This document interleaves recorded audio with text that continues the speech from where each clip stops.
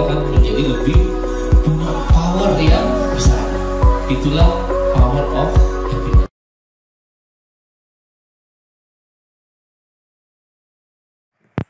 Ya, selamat pagi. Hari ini kita akan belajar tentang sekilas sistem dokumen. Nah, apa saja sih isinya tentang sekilas dokumen ini? Jadi, nanti kita akan belajar bagaimana sih di sebuah organisasi itu dokumen hierarki itu seperti apa.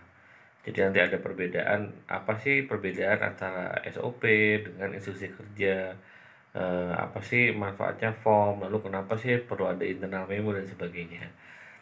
Yuk, kita belajar ya hari ini.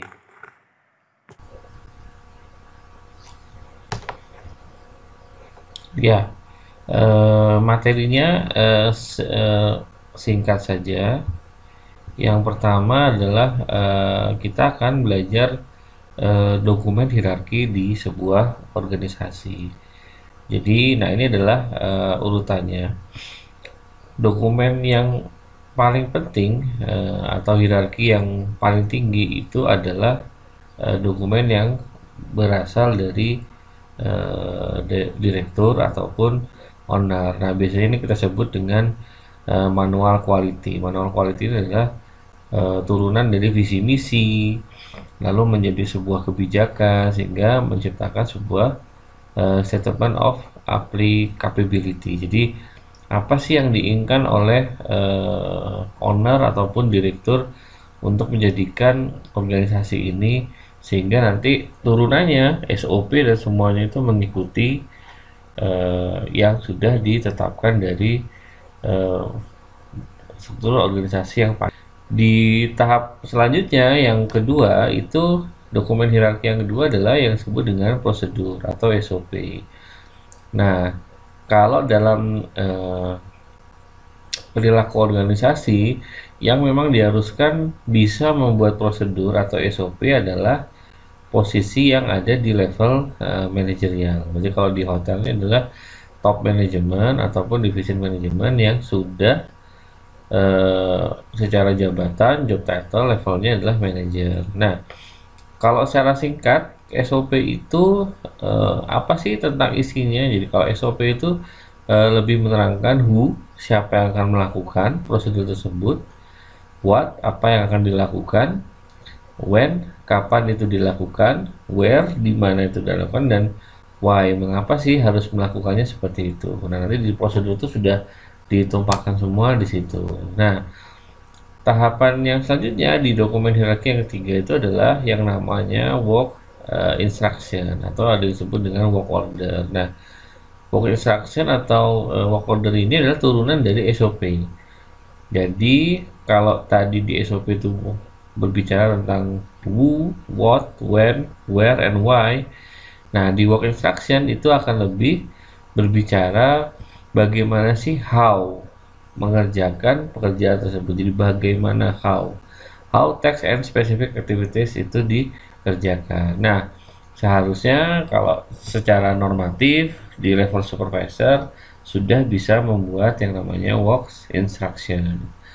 Nah, lalu dokumen hierarki yang paling bawah itu apa? Nah, yang paling bawah ini yang biasanya yang semua SOP, semua work instruction, bahkan policy and quality itu harus ada formnya sebagai data yang pemilik bisnis proses tersebut atau kita sebut dengan BPO, Business Process Owner. Nah, jadi kalau saya secara ringkas lagi, secara dokumen hierarki itu ada 4 level. Yang pertama adalah manual quality, itu dari secara struktur itu adalah ditentukan oleh owner ataupun direktur di sebuah perusahaan. Di tahap kedua, level keduanya adalah sebuah prosedur atau SOP. Yang tahap ketiga adalah work instruction dan tahap keempat adalah berupa form.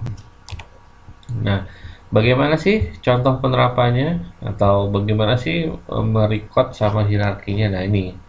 Jadi kalau secara garis besar bisa dibagi langsung 4 seperti ini. Contoh, tidak salah juga misalkan ada manual quality tapi langsung turunannya adalah form atau langsung direcord datanya. Tapi yang ada juga manual quality, ini menjadi sebuah prosedur atau SOP, ada instruksi kerjanya, lalu baru ada formnya atau report. Atau mungkin nggak ada instruksi kerjanya, langsung masuk ke form. Melihat dari prosedur atau SOP-nya mungkin lebih simple.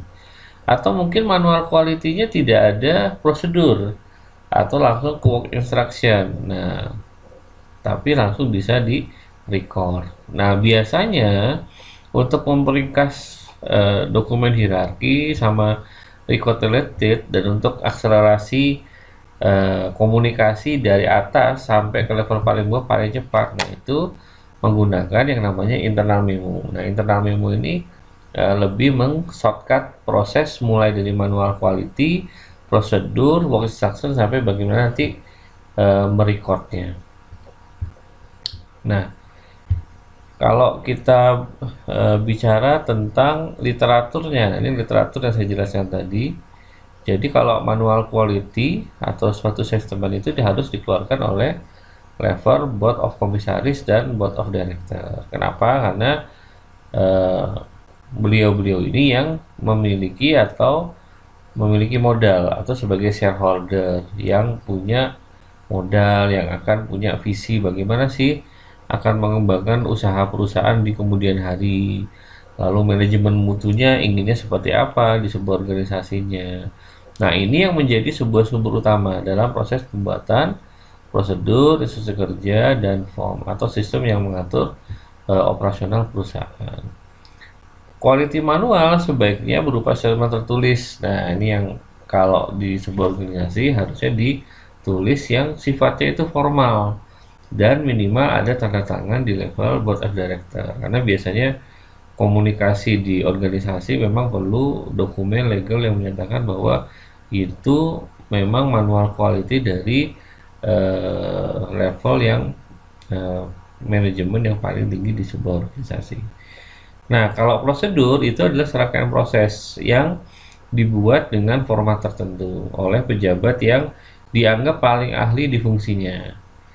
Jadi prosedur itu harus memenuhi unsur. Yang pertama adalah diperuntukkan untuk bagian mana dan apa yang melakukan, who and what, kapan akan dilakukan prosesnya, when, bagaimana dapat dilakukan proses tersebut, where, di mana cara mengerjakannya, lalu alasan kenapa sih proses ini harus dilakukan. Wah, mungkin karena proses itu mungkin banyak ya, bisa ada proses yang aku mau dari satu langsung ke tiga, kenapa kok harus lewat dua dulu. Nah, nanti harus dijelaskan juga why seperti itu harus dilakukan sesuai dengan prosedur, walaupun mungkin ada cara yang lebih ringkas. Nah, kalau instruksi kerja itu adalah turunan dari quality manual atau prosedur internal memo. Nah, tujuannya untuk memberikan langkah yang lebih detail untuk menjelaskan bagaimana melakukan perintah tersebut. Nah, jadi agar pekerjaannya lebih enak, lebih jelas, lebih clear, sistem training di organisasi juga sudah jalan, maka work instruction ini juga harus diberikan yang sejelas mungkin sesuai dengan prosedur atau bahkan sesuai dengan manual quality. Nah, coba kita perhatikan ini contoh penerapan. Ini ada sebuah statement dari board of director. Dalam kebijakan quality manual meminta semua general manager dan tim corporate committee untuk otorisasi izin tidak bekerja harus ada ACC dari executive director. Instruksi ini diberikan kepada HRD corporate. Nah, lalu apa yang dilakukan oleh HRD corporate? Maka HRD corporate akan membuat sebuah internal memo. Nah, internal memo ini berisi bagaimana statement dari director untuk pelaksanaan jika izin tidak bekerja melalui e-form. Nah, lalu bagaimana merekodnya? Rekodnya tentu melalui form. Bisa berupa form yang tertulis, bisa juga berupa electronic form. Oke, cukup sekian dulu. Jadi sekilas seperti itu ya yang disebut dengan sistem dokumen. Jadi nanti bagaimana penerapannya di organisasi atau di tempat Anda masing-masing, ini bisa menjadikan sebuah panduan. Jadi biar kita tidak bingung untuk menjalankan sebuah pekerjaan yang ada di sebuah organisasi. Oke, terima kasih. Selamat pagi. Terima kasih sudah melihat video ini.